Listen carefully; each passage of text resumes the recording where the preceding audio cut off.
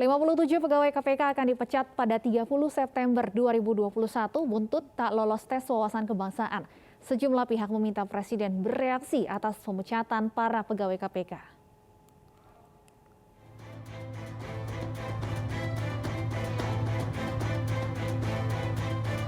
...30 September 2021, 57 pegawai KPK yang dinyatakan tak lolos tes wawasan kebangsaan alih status menjadi aparatur sipil negara akan diberhentikan dengan hormat. Sebelumnya ada 75 pegawai yang tak lolos TWK dan dinonaktifkan sejak awal Mei. Namun setelah penilaian bersama KPK dan sejumlah lembaga, 24 pegawai masih bisa diangkat menjadi ASN lewat pelatihan bela negara, sedangkan 51 lainnya tidak.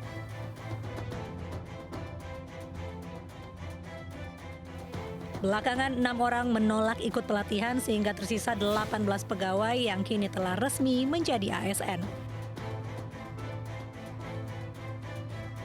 57 pegawai KPK yang tersisa lantas menempuh berbagai upaya hukum untuk mempertahankan status mereka. Namun baik Mahkamah Konstitusi maupun Mahkamah Agung menyatakan TWK dan peralihan status pegawai menjadi ASN sah sesuai undang-undang.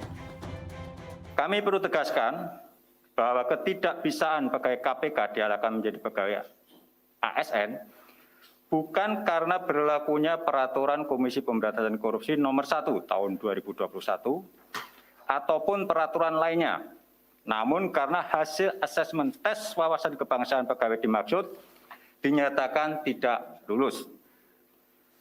Seluruh pegawai KPK telah diberikan kesempatan yang sama untuk mengikuti proses peralihan menjadi ASN melalui TWK. Meskipun memiliki keterbatasan telah berusia di atas 35 tahun atau pernah berhenti menjadi ASN.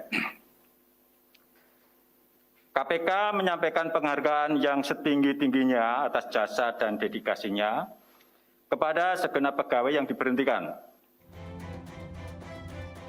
Karena kecewa terhadap KPK, pegawai nonaktif bersama pegiat anti korupsi dan sejumlah masyarakat mendirikan kantor darurat pemberantasan korupsi di depan gedung ACLC KPK. Melalui kantor darurat ini, masyarakat bisa menitipkan surat kepada Presiden Jokowi agar bertindak. Kami melihat bahwa hasil investigasi dari Komnas HAM dan rekomendasi dari Ombudsman itu menunjukkan bahwa TWK ini dilakukan dengan cara-cara yang tidak sesuai dengan aturan.